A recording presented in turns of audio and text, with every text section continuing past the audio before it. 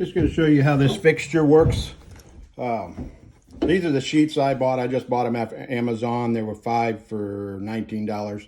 You may be able to buy a bigger sheet and cut them down to size a little bit easier, save some material and everything, because you're cutting off, roughly you're cutting off that much off every one. So, but you maybe find another use for this because you can mold it and do a lot of things. This is ABS, so ABS is very durable. So clear on one, or smooth on one side, texture on one side.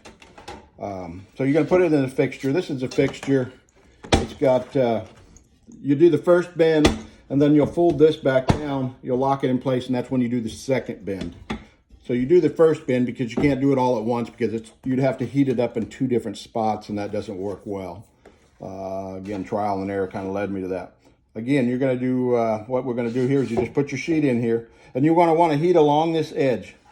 You're just going to take this flame, whichever you got, and then you're going to have 2 bends here. You're going to have a bend here, and you're going to have a bend inside here. So you're going to have to heat it up kind of along this whole area. But you want to go slow, but you want to try to stay away from here enough that you don't discolor this, because it will melt out, or not melt out, if you will, but it'll get shiny. I can show you one here that you can see this one. It's got a little bit of a ripple on the bottom, but I think it's still usable, because again, it's under the seat. But this one here, you can see it's fairly shiny right there. That's where I maybe got a little bit close, and I really wanted to kind of show what happens. And even on this other one, when you're overlapping, when you're running that flame back and forth down that thing, try not to camp out there. Maybe go past it and then come back. Because what happens is if you do this number, you end up kind of like spray painting. You want to go past and then come back, because you always double the heat or double your paint in that same area. But basically what you'll do is you take this sheet, and then you're going to heat this area up right here. And once we get it warm, you kind of know, because this will start to move around. It'll bend and do some funky things, and you start to know that it's hot. So let's just do that.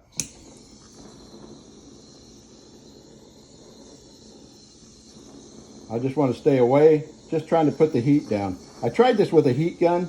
It didn't work as well. So that's when I went to the flamethrower.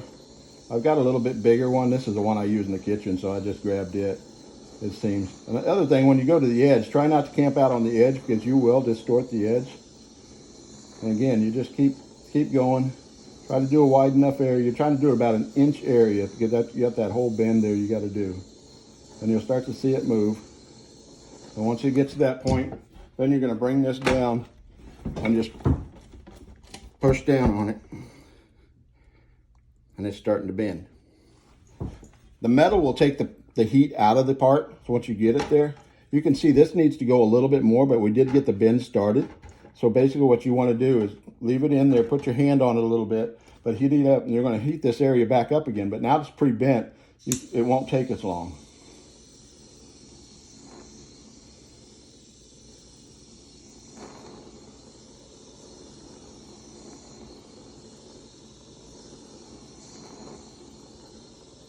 But just go right in that corner there, and then that should get everything that you need to bend. Once it's there, you can kind of see it was a little more pliable, because it's like a slower heat, but a little bit longer will give it that slow heat. And once it's locked down, then you don't really have to push on it or anything. It should be enough weight. But I always press on it here just to make sure that it is flattening back out. And just give it a few seconds, and it'll take that heat out. The metal's sucking the heat out of that plastic. And then when it's done, you're going to open up. When you open it up, go ahead and flip down your next plate. You lock down your angle holder, but you can see that angle, how nice that is now. That's a good clean angle. Now we're going to work on this one here. And again, it's the same way. You're just going to heat this edge up. Just move back and forth. And you can really see the flame. You don't want to get too close. Like I did, sometimes I'll get too close. But you'll start to see that droop a little bit on that end. And actually, as you run the heat, you can see that thing moving up and down, up and down. And once you get it just a few seconds, you can see that was a little bit more firm to push down, but that's okay. Because what ends up happening is if you go too much, then you've melted it. You don't want to melt it. You're just trying to soften material so you can move it. Again, you just leave it for a few seconds, let that set up, take the heat out of the plastic, basically what it's doing. And then once it's done, you pull it up. And then what you'll find is sometimes, like on this piece, that angle is not as crisp as we'd like it to be. You know, you want a real 90 degree there. So what you'll do, just put it back in the fixture. And then the other thing you'll notice, every once in a while, you'll see there will be like the edge turned a little bit white. Well, that's where the plastic stretched, especially on the textured side. You don't see it as much on the smooth side, but you see it on the textured side.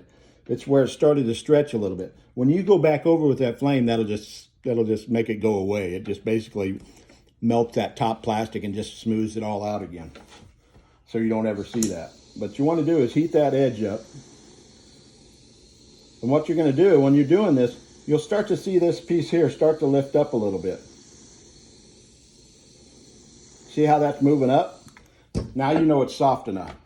And see how I didn't really have to push down on that very much hard? Because it was soft enough to get it in there.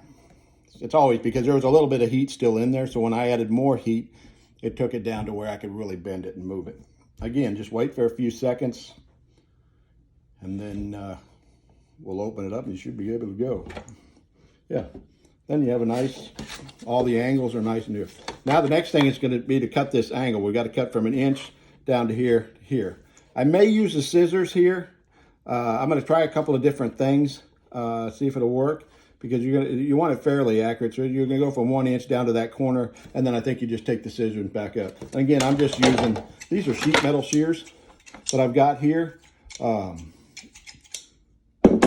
you can just get and do it that way. They've been the best thing to cut it that I've found, is because they got enough grip because they're made for cutting metal. And this is a little bit thicker. This is 62 thousandths thick on the plastic, so it's good. But it looks good. I think I have some other ideas that we may want to try in the future, you know, as we get growing and you get growing, and that might make this process a little easier. I need to look into that and see how that might work. So good deal. Let me know.